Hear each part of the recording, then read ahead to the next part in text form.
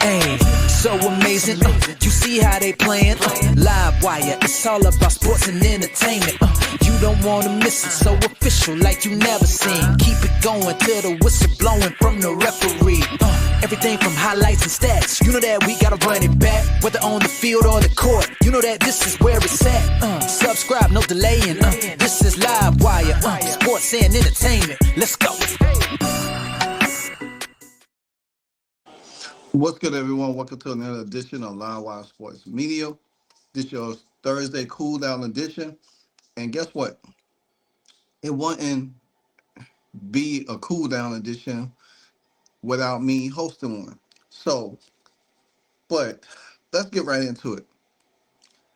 I tried this year to start off with not dealing with too much negative controversy when it comes to Caitlin Clark and the ones that always continue to bring Caitlin Clark or have something negative to say about the Indiana Fever. But again, we already seen that Sheryl Swoopes lost the podcast. We already seen Sheryl Swoopes lost her broadcasting rights. But she finds a way to her former partner in crime to talk about the Indiana Fever. But this time, she wasn't talking about it in a good light like she did previously. You know, this time she's talking about it in a negative. All because the Indiana Fever waived Bree Hall. Now, we all love Bree Hall. I wanted Bree Hall on the team. But, like I said before, salary cap issues. That's what's key. That what kept her off there. Now she did sign a contract with the Fever. Now, I think she had 48 hours or whatever the case may be, or as soon as she get picked up by another team, that's valid no valid annoy. So we have to look at it in this because the Fever really don't have that money because again, Lynn Dunn paid these bad contracts and it kind of hurt the Fever to keep. And I'm sure the Fever could have like at least wanted to keep Bree Hall. I don't think they wanted to keep Bree Hall or Yvonne Ejim. It's out of them two that they wanted because Yvonne Ejim was the last to be cut. But now you got Michaela Tipson and Jalen Brown, the last ones left standing. But we already know that Michaela Tipson is the is shoe in. Jalen Brown's still fighting, and it's all about production. Now the Fever only played 2 games so far, 2 games, and Sheryl Swoopes coming out. You know, and I understand. Yeah, you wanna be you have something to say about these young black ladies. But guess what, Sheryl Swoops?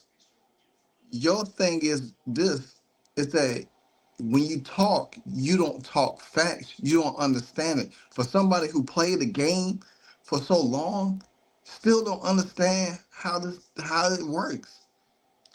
We knew that the Fever was going to be a back. We knew the Fever back was going to be against the wall when it came down to keeping certain players on this roster. But she wanted to take a shot at Stephanie White, criticizing Stephanie White because Stephanie White did not play Bree Hall a lot. Well, they only had 2 preseason games. Then she was like, "Well, the starters, and this is what she did. See, Caitlin didn't play the first game, so normally if Caitlin had played, or she would have threw Caitlin Clark's name in that conversation. You best believe she would have did that. So she picked on Lexi Hall and Sophie Cunningham, but she didn't say anything about Michaela Tipson playing. She didn't say nothing about Jalen Brown playing and whatever the case may be. She ain't talking about none of them. But she went after Bree Hall. But then Bree Hall played the second preseason game, had a pretty good, decent preseason game, had 9 points. You can't make an organization keep a player if they can't afford to keep a player. Because guess what? The same thing that the Fever did to Bree Hall, The Valkyries turned around and did it to Cheyenne Sellers. She did that first, but you don't hear Sheryl Swoopes coming out here talking about it or championing for it. And then you don't hear her going after Becky Hammond because Becky Hammond had waived Harmony Turner. She ain't said nothing about that, but she wanted to make her stench felt of going after Stephanie White. And these are the continued narrative that continue to drag the WNBA around because you got old guards and media like her that continue to try to circumvent to push the same kind of racist narrative in the WNBA. When you could have just talked about basketball, you could have talked about how Sophie Ketterham had looked. You could have talked about how Bree, Lexi Hall looked. You could have talked about how Michaela Tipson had looked or Jalen Brown looked. You know what I'm saying? You could have said, well, hey, the Fever started, and this is their first time back. They struggled a little bit in the first half, but they won a nail biter. And Lexi Hall won the game. But you didn't want to do that. You wanted to continue to target the Fever because it makes you feel. And then I don't even know what she had on or why she was looking the way she looked, but good grace, Jesus. I'll let you see for yourself. Because I cannot make nothing out here. But I did have a question though with Indiana, right? Because even though the starters weren't in, like Sophie Cunningham and Lexi Hull they've been in the league for a while. You actually had players who, like Bree Hall. Why wasn't she in that game per se? If you're still trying to figure out who's going to make the team, who you're going to cut. So I was a little confused with what Steph was doing, but anyway, it is what it is. I was confused about what Steph was doing, but it's what it is, what it is. But guess what? It ain't what it is, because you failed to realize you didn't have no smoke for Becky Hammond. You didn't have no smoke for the coach over there at Golden State. You didn't have no smoke for that. Oh, you ain't had no smoke about what? Um what's the girl name? Noah Quinn over there in Seattle when they cut it. Cut what's the name? So again, this is why Sheryl Swoopes does not. She's off the face of the earth, and I'm sure she'll pop up on these little podcast parts because we won't hear her voice calling no games. We don't have to see her face or anything like that. It's just the same redundant stuff that continues to circulate around there because she she want to she want to champion for a young lady. First of all, Cheryl Swoop, we already know your history of coaching, so how you can tell somebody else how to coach when you don't even know how to coach yourself?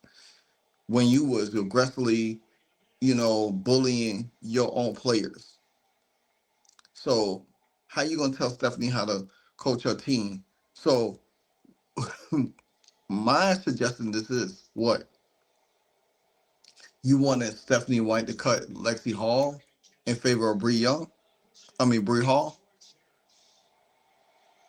or you want her to cut Sophie Cunningham. The game was played because there was other players playing the game. Breonna Turner played. Michaela Tipson played. Sydney Colston played. Oh, matter of fact, she didn't bring up Sydney Colston name. She ain't brought up Sydney Colston name at all. But she was like, well, they've been in the league a long time. But Sydney Colston and DeWanda Bonner played in the league a long time. They played. They've been in the league longer than them. Then you got to think about this. Sophie Cunningham only been in the league for, what, 4 years now? 4 or 5 years now? So what difference does it make how long you've been in the league? Training camp is training camp. Everybody has to get right. So everybody has to get right. Everybody has to get right. The fact of the matter is that Sheryl Swoopes continue to use the same narratives. She gonna find a way to target. She gonna find a way to criticize. She's gonna find a way to undermine Caitlin Clark and the Indiana Fever. It don't matter if the Indiana Fever. To be honest with you, Asia Wilson played in a blowout game, but you ain't say nothing about her needing to sit. She been in at least 7 years. That's a long time. But you didn't talk about it. All you wanted to do is continue to take shots at the Indiana Fever because you ain't got nothing else better to do. And then I forgot the young lady name that was across for her. She's sitting there just like smiling and like, oh Lord, here we go again. She's like, well, I have a question. It don't matter what game it is. It don't matter. Bree Hall got her chance to play in the game. You didn't even say how well she played in the second preseason game. You making it like she didn't even play no preseason games.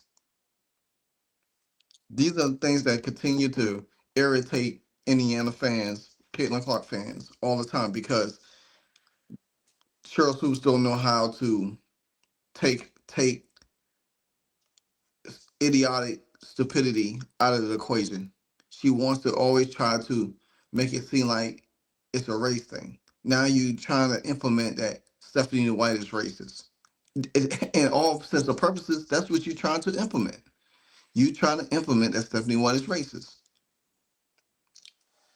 Again, man, like I said, I'm not trying to waste my time covering these stories as much like I did last year, but I will still speak out on stuff that I feel like needs attention to. And this is kind of, to be honest with you, it's kind of useless because we already know what kind of person Sheryl Swoopes is. We already know what kind of person she is. And that's why I say that continue to give a person like her, Monica McNutt, and all of these others time and energy, it's not worth it. It's all about basketball right now. A lot of teams have signed different players, but it is what it is at the end of the day. And that's why I say Sheryl Swoopes would never, ever get out her own way because she's always going to continue to be a problem. And nobody want to hear it no more. We heard it all last year. We don't, nobody want to hear it this time around. But that's just how she is. Anyway, that's my time. Continue to like, comment, subscribe to the channel. Live Watch Sports Media. This is your Cool Down Thursday edition. And I will be bringing training camp footage soon for today. I missed the last couple of days. I've been, but I don't want to compile them all together. So I'm just going to bring training camp footage for today. And I think it's training camp day 9, something like that. Yeah. So I think I missed 6, 7, and 8 or 7 and 8, something like that. So yeah. But anyway, continue to support the channel. You know what it is. Livewire Sports Media. And I'm out. Hey, so amazing. You see how they playing? Live wire, it's all about sports and entertainment. You don't want to miss it, so official like you never seen. Keep it going till the whistle blowing from the referee. Everything from highlights and stats. You know that we gotta run it back, whether on the field or the court. You know that this is where it's at. Subscribe, no delaying. This is Live Wire, sports and entertainment. Let's go.